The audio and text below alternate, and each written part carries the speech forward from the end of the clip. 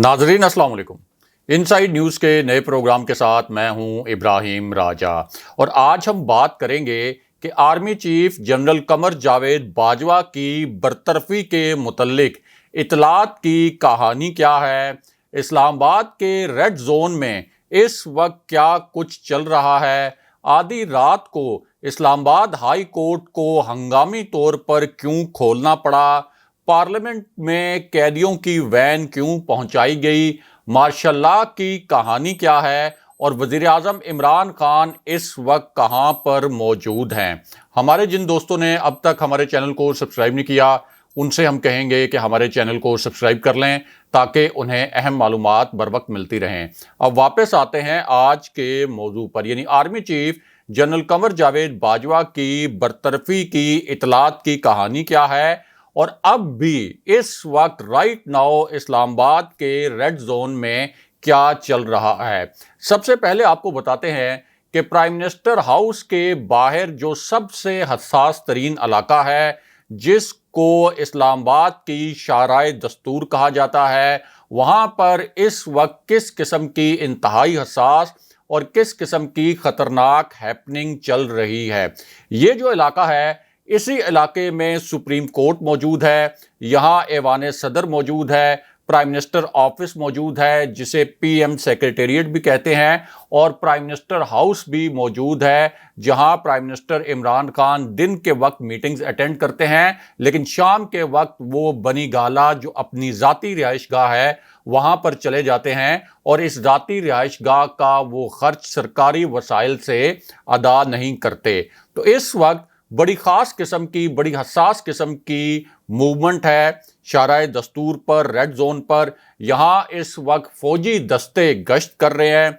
फ़ौजी ट्रक भी इस वक्त प्राइम मिनिस्टर हाउस के सामने और शाराए दस्तूर, ये जो पूरा इलाका है रेड जोन का, यहाँ पर गश्त कर रहे हैं। इसके साथ साथ पुलिस की बसेस, एक तो छोटी गाड़ियाँ हैं, इसके साथ साथ जो पुलिस की बसेस हैं वो भी रेड जोन में देखी जा सकती हैं। और रेड जोन में इस वक्त एक बहुत ही, आप कह सकते हैं, गैर मामूली सूरत हाल है और किसी को अब से कोई 1 घंटा पहले तक अंदाज़ा नहीं था कि यहाँ पर किस किस्म की हैपनिंग होने वाली है। अब पीटीवी के दफ्तर के बाहर भी कुछ इस किस्म की एक्टिविटी देखी गई कि जिसके बाद बहुत तशवीशनाक नोयत की इतलात फैली, क्योंकि जब भी मुल्क में मार्शल लॉ लगता है तो सबसे पहले पाक अफवाज के जो दस्ते हैं वो पीटीवी पहुंचते हैं और वहां पर नशरियात बंद की जाती हैं और फिर मखसूस किस्म की नशरियात वहां से नशर की जाती हैं। तो पीटीवी का जो ऑफिस है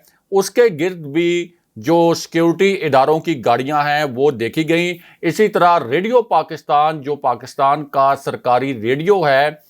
ये जो इमारत है ये भी रेड जोन में वाक़ है और इसके अतराफ भी बड़ी तादाद में सिक्योरिटी एहलकार देखे गए। अब इस पूरी सिचुएशन में जिस वक्त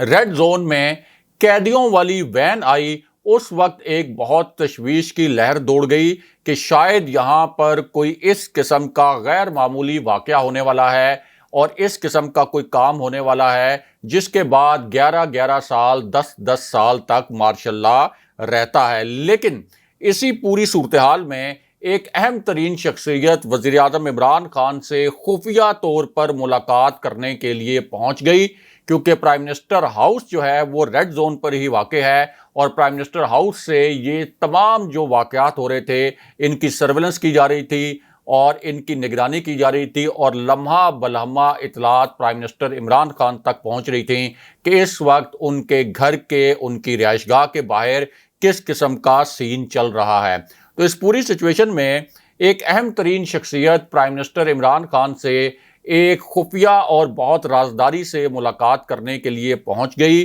और एक ऐसी सूरत हाल में पहुंच गई जब प्राइम मिनिस्टर इमरान खान के एक बहुत ख़तरनाक फ़ैसले के मुतल्लिक इतलात आ रही थी, एक बहुत ही हसास नोयत के फ़ैसले के मुतल्लिक इतलात आ रही थी और ये कहा जा रहा था कि प्राइम मिनिस्टर इमरान खान पाकिस्तान की इस्टेब्लिशमेंट के आला अफसरान के मुतल्लिक एक बहुत ख़तरनाक नोयत का और एक बहुत ही हसास नोयत का फ़ैसला करने वाले हैं। और इस किस्म की इतलात का इतना ज़ोर था کہ جس قسم کی ویڈیوز ریڈ زون سے سامنے آنا شروع ہوئیں اس کے بعد ایک خوف کا عنصر تھا اسلام آباد میں، اور ایسا لگ رہا تھا کہ کسی بھی وقت میرے عزیز ہم وطنوں کی جو آواز ہے یہ پی ٹی وی سے گونج سکتی ہے۔ اب اس پوری صورتحال میں ایک شخصیت پرائم منسٹر عمران خان سے پرائم منسٹر ہاؤس میں ملاقات کے لیے پہنچی، اور جس وقت یہ شخصیت پہنچی اسے وہاں پر 5 منٹ کے لیے روک دیا گیا اور کہا گیا کہ پرائم منسٹر عمران خان کی ایک اور بہت ہی اہم مصروفیت آ گئی ہے، اس لیے پرائم منسٹر عمران خان 5 سے 7 منٹ کے بعد آپ سے ملاقات کریں گے۔ اتنی اہم شخصیت کو اتنے اہم موقع پر انتظار کروا دیا گیا اور کہا گیا کہ پرائم منسٹر عمران خان اس وقت مصروف ہیں۔ اس کے بعد پرائم منسٹر ہاؤس سے ایک میسج چلایا گیا، ایک میسج کنوے کیا گیا، اور کچھ لوگوں کو پرائم منسٹر ہاؤس بلایا گیا بہت ہی ہنگامی طور پر، اور جن لوگوں کو میسج ملا ان میں سے کئی لوگ ایسے تھے مجھ سمیت جو کہ اس وقت پرائم منسٹر ہاؤس سے کافی دور تھے اور امیڈیٹلی پرائم منسٹر ہاؤس پہنچنا ممکن نہیں تھا، لیکن کچھ صحافی ایسے تھے جو کہ اس وقت پرائم منسٹر ہاؤس پہنچے کیونکہ ہنگامی طور پر ان کو پرائم منسٹر ہاؤس پہنچایا گیا تھا، بلایا گیا تھا، اور یہ جب بلایا گیا صحافیوں کو تو اس وقت تک یہ اطلاع مارشل لاء کے حوالے سے اور ایک اعلیٰ ترین عسکری شخصیت کے حوالے سے بہت خطرناک اطلاع جو ہے وہ اسلام آباد میں گردش کر رہی تھی۔ اب اس پوری سچویشن میں ایک تہلکہ خیز خبر آ گئی، ایک بہت بڑی خبر آ گئی، اور وہ خبر آئی جب آدھی رات کو اسلام آباد ہائی کورٹ کو کھولا گیا، کورٹ روم نمبر 1 کو کھولا گیا، لائٹس آن کی گئیں 12:30 بجے کے قریب، اور یہ بہت ہی ایک غیر معمولی منظر تھا کیونکہ اسلام آباد ہائی کورٹ کا آدھی رات کو کھلنا، اور وہ اس وجہ سے کھلی کہ ایک army chief general Qamar Javed Bajwa سے ریلیٹڈ بہت بڑی خبر آ رہی تھی، بہت خطرناک خبر آ رہی تھی، اس وجہ سے اسلام آباد ہائی کورٹ کو آدھی رات کو کھولنا پڑا۔ وہ خبر کیا تھی اس کی بھی پوری تفصیل آپ کو بتاتے ہیں، لیکن پہلے آپ کو یہ بتاتے ہیں کہ پرائم منسٹر ہاؤس میں کس شخصیت کو روکا گیا، اور پھر پرائم منسٹر عمران خان کی جو ملاقاتیں ہوئیں اہم ترین، ان کی اندرونی کہانی کیا ہے۔ تو معاملہ یہ ہے کہ پرائم منسٹر عمران خان نے جب صحافیوں سے ملاقات کی تو ان سے پوچھا گیا کہ اب آپ کا آگے کا کیا لایا عمل ہے۔ اب پرائم منسٹر عمران خان بہت کانفیڈنٹ تھے، ان کی باڈی لینگویج بہت پازیٹیو تھی، اور بالکل اس طرح سے سکون سے وہ بیٹھے ہوئے تھے کہ باہر جو ریڈ زون میں ہیپننگ ہو رہی تھی، جو ایک افراتفری تھی، جو ایک ہنگامی صورتحال تھی، اس کا کسی بھی قسم کا اثر نہیں تھا پرائم منسٹر عمران خان کی بدن بولی پر، ان کی باڈی لینگویج میں، ان کے چہرے کے تاثرات پر، اور بالکل ایک جو ڈٹا ہوا کپتان ہوتا ہے اس طرح کے پرائم منسٹر عمران خان کا وہاں پر ایکسپریشن تھا۔ اب صحافیوں سے پرائم منسٹر کی ملاقات ہوئی تو انہوں نے کہا کہ میں یہ سیاست کا میچ کسی بھی صورت اس کو بیچ میں چھوڑ کے نہیں جاؤں گا، بلکہ پورا مقابلہ کروں گا، لیکن دوسری جانب جو اہم ترین شخصیت وہاں پر ویٹ کر رہی تھی اس کا معاملہ بہت ہی زیادہ اہمیت کا حامل تھا، کیونکہ اس شخصیت نے پرائم منسٹر عمران خان سے ایک انتہائی اہم نوعیت کا پیغام لینا تھا اور اس پیغام کو پھر کچھ دیگر لوگوں تک پہنچانا تھا۔ اب اس شخصیت نے 5 منٹ تک ویٹ کیا، لیکن دوسری جانب سپریم کورٹ سے یہ خبر آئی کہ سپریم کورٹ کے جج صاحبان کو بڑی جلدی پڑ گئی ہے اور آدھی رات کو سپریم کورٹ کے دروازے بھی کھولے جا رہے ہیں۔ تو بہت کمپلیکیٹڈ سچویشن پیدا ہو گئی، کیونکہ خبر یہ آ رہی تھی کہ اب سپریم کورٹ ہر صورت میں یہ فیصلہ کرے گی کہ یہ ووٹنگ کرائی جائے، اور اگر ووٹنگ نہیں کرائی جائے گی تو پھر بہت سے لوگ نااہل ہوں گے، کیونکہ سپریم کورٹ کے جو جج صاحبان ہیں ان کے متعلق یہ خبریں آئیں کہ آدھی رات کو تحریک انصاف کے خلاف ایک اقدام اٹھانے کے لیے، ان کی حکومت کے خلاف ایک اقدام اٹھانے کے حوالے سے جو اپوزیشن کا ایک ایکٹ تھا، اس پورے کانٹیکسٹ میں آدھی رات کو بھی ہمارے جو جج صاحبان ہیں وہ بہت زیادہ ایکٹیو ہو گئے تھے۔ اب اس پوری سچویشن میں یہ شخصیت جن کو پرائم منسٹر عمران خان نے 5 منٹ ویٹ کروایا، یہ واپس آئیں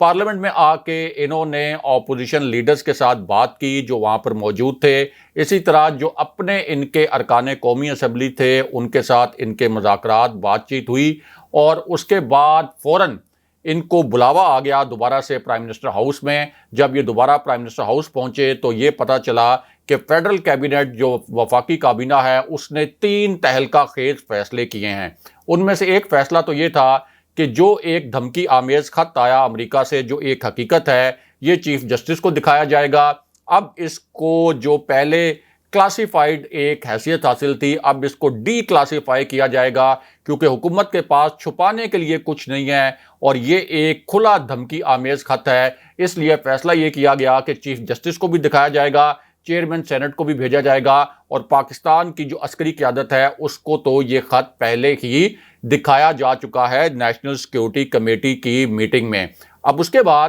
یہی شخصیت دوبارہ پرائم منسٹر ہاؤس پہنچی۔ پرائم منسٹر عمران خان سے بہت ہی اہم نوعیت کی، بہت غیر معمولی ملاقات ہوئی، کیونکہ پرائم منسٹر عمران خان اس سے پہلے ایوان صدر میں صدر عارف الوی سے ایک بہت حساس نوعیت کی ملاقات بھی کر چکے تھے۔ یہ جو شخصیت تھی، اس نے پھر پرائم منسٹر عمران خان سے کچھ ڈائریکٹیوز لیے، کچھ ہدایات لیں، اور دوبارہ جب پارلیمنٹ یہ شخصیت پہنچی تو اس نے وہاں پر صورتحال کا جائزہ لینے کے بعد ایک بہت بڑا اعلان کر دیا، اور یہ اعلان کر دیا کہ میں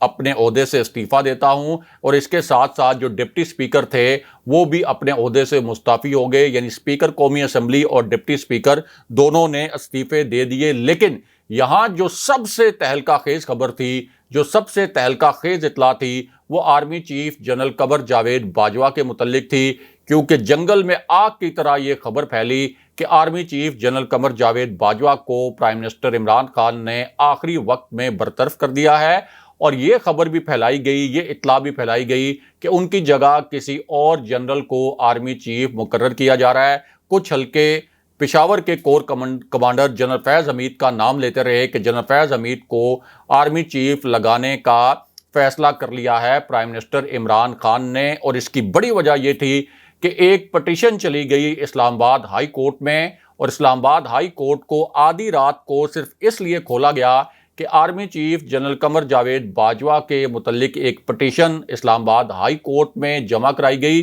اور اس پٹیشن میں یہ کہا گیا کہ پرائم منسٹر عمران خان ممکنہ طور پر army chief general Qamar Javed Bajwa کو ان کے عہدے سے ہٹا سکتے ہیں، اس لیے پرائم منسٹر کو روکا جائے کہ وہ اس قسم کا کوئی اقدام نہ کریں۔ اور سپریم کورٹ اپنے ڈیسیژن میں یہ کہہ چکی ہے کہ پرائم منسٹر کے اور صدر کے جو اقدامات ہیں یہ ہمارے فیصلے سے مشروط ہوں گے۔ اب اس وجہ سے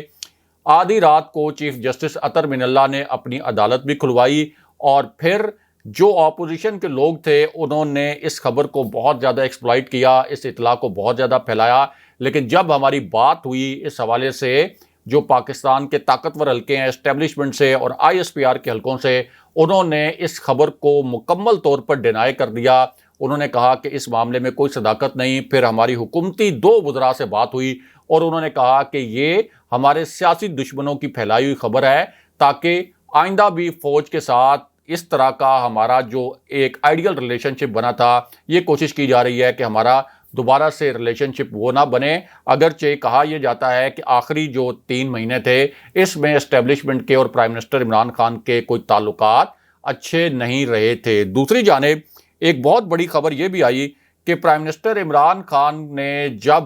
ایک